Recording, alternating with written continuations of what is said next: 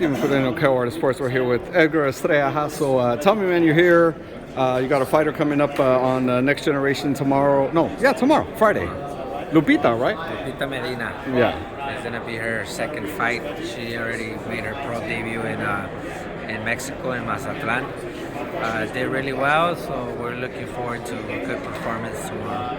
Man, you got a history-making fight. The gym does. Obviously, Manny Robles out in Saudi Arabia, but Rama Ali, first woman fighting ever in Saudi. That's pretty incredible, man. Yeah, man. You know, it's a dream come true for her. You know, to be fighting in a stage like that, in a card like that, and making history as the first woman to ever fight there. Well, obviously her and her opponent, and we got Manny over there, Manny Jr. and Matias as well over there. Had to stay back and take care of everybody else, bro. Yeah, there's a lot of other people. You got Abner, you got Superman. Superman fighting the Canelo card. Abner fighting in September the 4th. So we have a lot of fights coming up. You know, we stay busy, and we're happy to be busy all the time. Did Ramala talk about that at all in the gym? Just the kind of significance of that, of being the first woman fighting in Saudi Arabia? You know what? That we had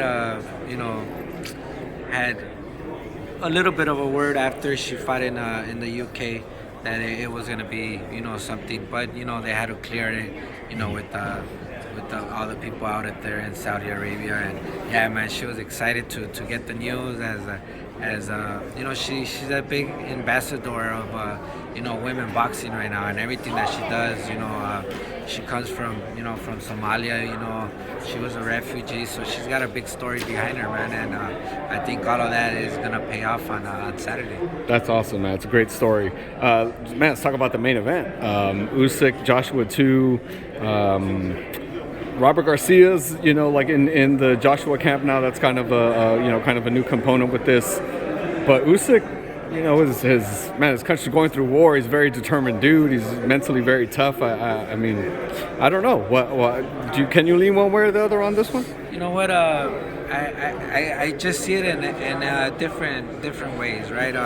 You got Usyk, who is an extremely talented fighter. Who, like you said, it's just the country being in war. I mean, I'm pretty sure that has a toll on him to try to do better in this fight. But Anthony Joshua too, man. I've always had a lot of respect for Anthony Joshua and just his work ethic and the persona that he is.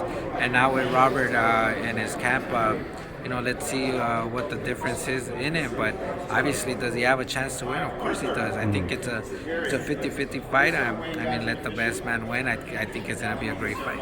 You obviously trained for AJ with the first and second Ruiz fight.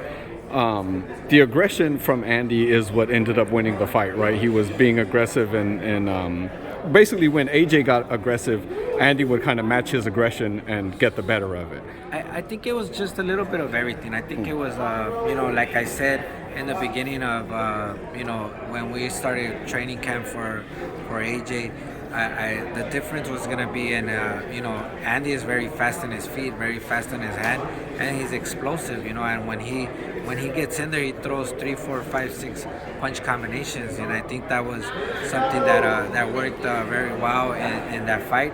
And like I said, AJ is a little bit slower on his feet. I think he's gonna have to do a better job cutting off the ring on Usyk and taking advantage. If Usyk's gonna stay there for a bit, in front of him, he's got to take advantage and punish him to the body, slow him down a little bit, and take him out. Man, last one, Terence Crawford versus Errol Spence.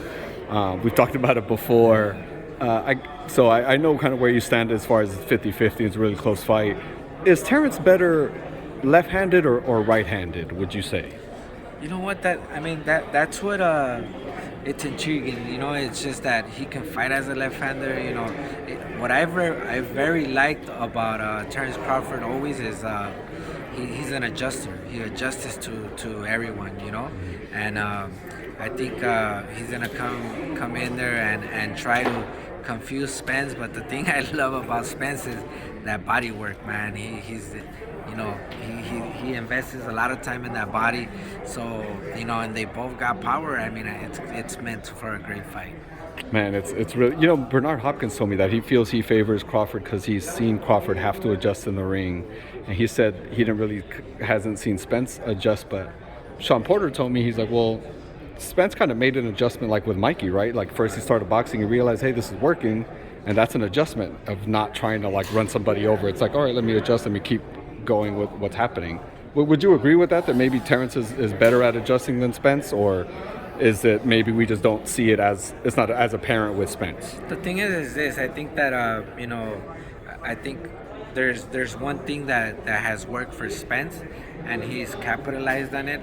But I've seen him adjust. I mean, to me it was very important because I mean I've gotten asked this question a lot too. But was important his performance in his last fight, and it was something else, man. It was something that I hadn't seen from him in a few fights, and I just think it was just because I think he adjusted a lot in this fight, and he did great.